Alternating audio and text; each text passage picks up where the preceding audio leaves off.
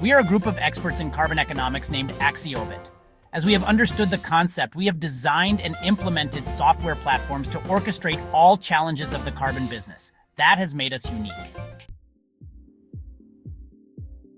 I've been thinking a lot about carbon lately, and not just because it's all around us.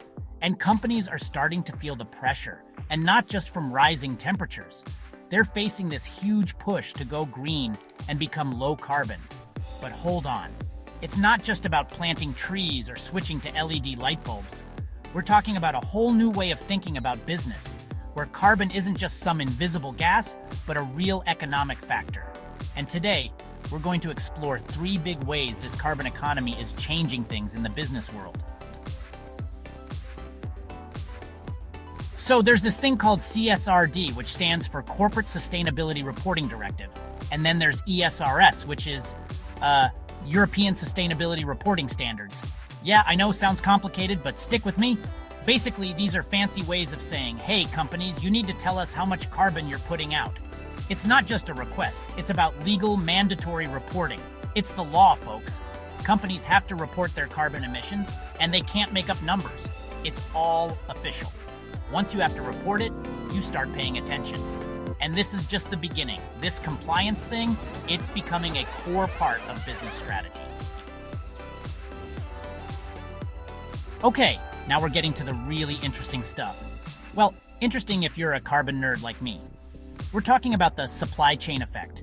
Imagine making a sandwich, but instead of just slapping some ingredients between 2 slices of bread, you have to calculate how much carbon was used to grow the wheat for the bread, to ship the veggies, to power the factory that processed the cheese, and so on.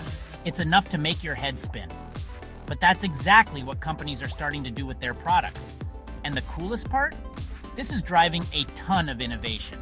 Companies are coming up with all sorts of clever ways to reduce their carbon footprint across their entire supply chain. It's like playing detective, but instead of looking for clues about who stole the cookies, you're tracking every gram of carbon. It's like a giant game of carbon limbo. How low can you go? Okay, we've reached the final frontier of our carbon economics adventure, the decarbonization effect. And this is where things get really interesting. Here's the deal with decarbonization. It's the process of reducing carbon emissions. And let me tell you, it's like a new gold rush, only instead of digging for gold, companies are scrambling to find ways to cut their carbon. Companies that can't reduce their emissions enough can buy credits from projects that remove carbon from the atmosphere or prevent emissions somewhere else. It's like carbon offsetting on a whole new level. And this is creating a whole new market. We've got companies racing to develop carbon capture technologies, conserve forests, or find other creative ways to generate these credits. Honestly, it's pretty exciting. So there you have it, folks. The wild, weird, and surprisingly fascinating world of the carbon economy. We covered the compliance effect, with its alphabet soup of regulations. We explored the supply chain effect, where companies play carbon detective, and we looked at the decarbonization effect with its own green gold rush.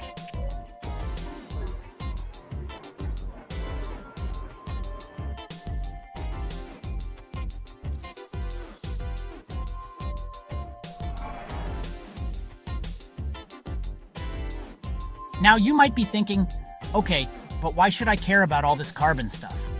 Well, think about it this way. It's not just about companies trying to look good or tick some regulatory boxes. It's about a fundamental shift in how we think about our economy. It's about recognizing that our actions have consequences, and those consequences have a cost, a carbon cost. And as we start to factor in that cost, everything changes.